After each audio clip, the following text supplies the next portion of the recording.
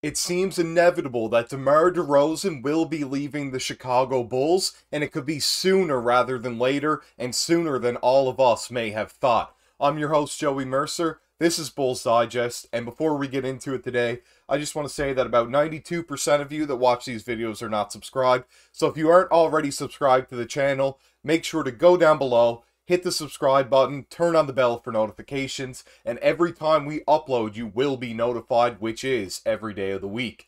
So without further ado, let's get into the first topic of today, and that is DeMar and the Bulls far apart.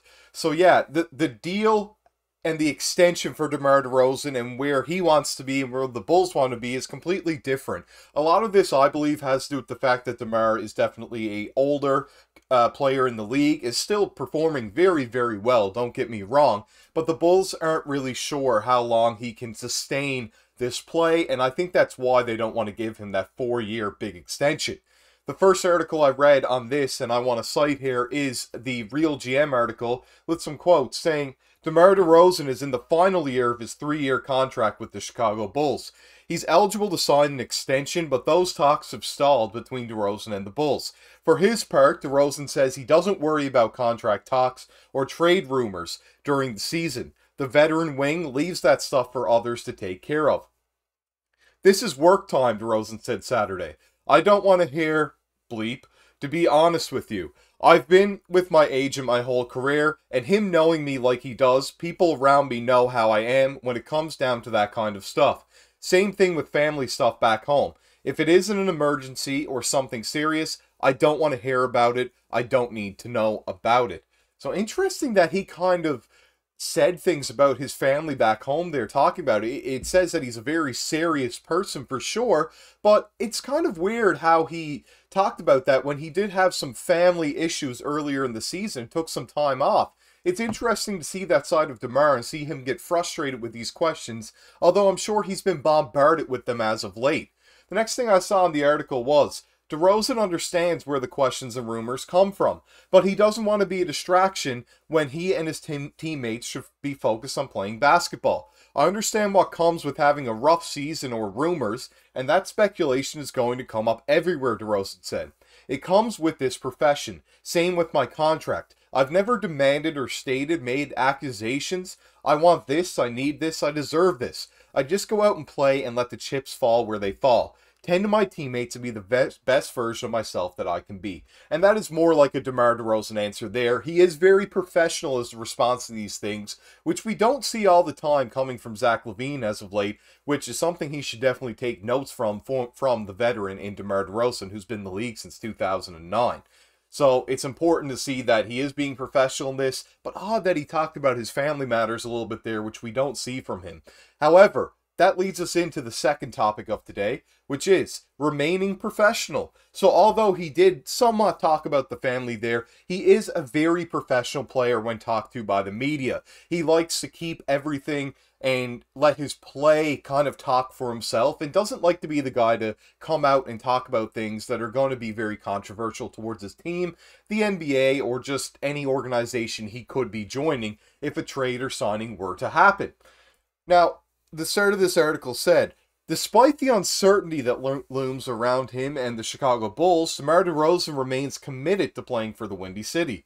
DeRozan understands the unpredictability of his future with his team. Regardless of that, his perspective won't change, and his desire to continue wearing a Bulls uniform remains unmoved.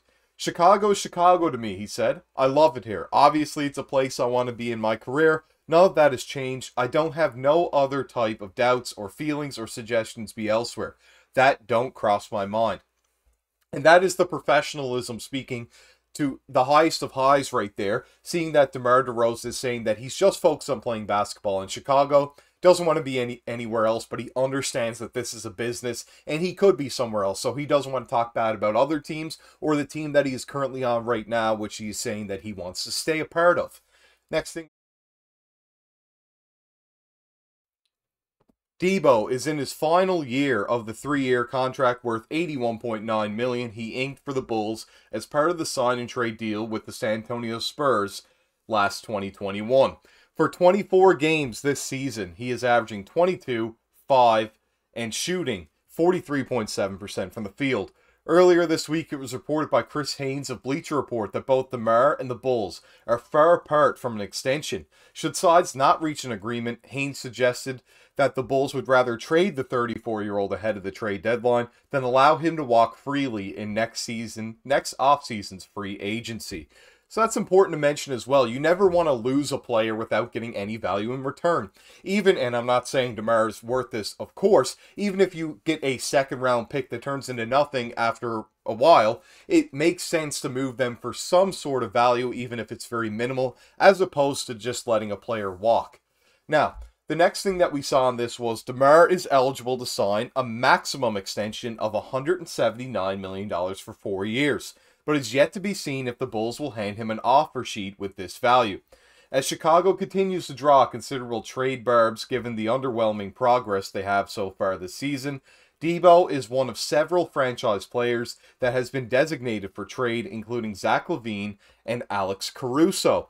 Now, it's important to talk about there. Last night, we lost on a game winner to former Chicago Bulls star Jimmy Butler and lost at 118-116. Patrick Williams looked phenomenal, shooting 8 of 10 from the field, and DeMar DeRozan looked very well in that game as well, putting up 27 points. DeMar has played great since Zach LaVine has gone out for the most part, and it's important to mention that the team, although has an underwhelming season, without LaVine in the lineup, they are a very good team, and just above 500, so they're not even a play-in team without LaVine in the playoff in the roster, but they look to be a playoff team with how they're playing lately, which is great to see. They're able to put up some really, really strong contests against teams that are much better than them for sure.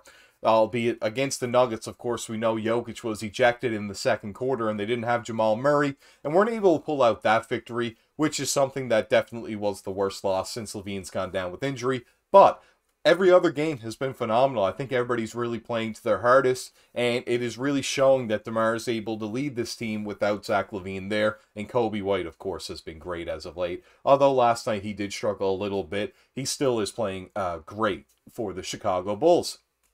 Last thing we saw, and it was, but amid the buzzing outside noise, DeMar just reiterated his mission of leading the Bulls for a dramatic season turnaround. Me being in the league so long, I understand this period of time. It just comes with the occupation, DeRozan said. I really don't pay no mind to it. My priority is to be here, make this organization, this team successful, and get through whatever tough stuff we're going through. And they are going through a lot right now. Injuries to Caruso and LaVine, of course, and having to face a really tough schedule, and they're 500 against that tough schedule so far. So it's really nice to see that DeMar is staying professional, everybody else is staying professional, but LaVine is not doing a whole lot of that. But the rest of the team without him is doing such a great job of, remaining in composure, making sure that they give the right answers to the media, and really being professionals on and off the court.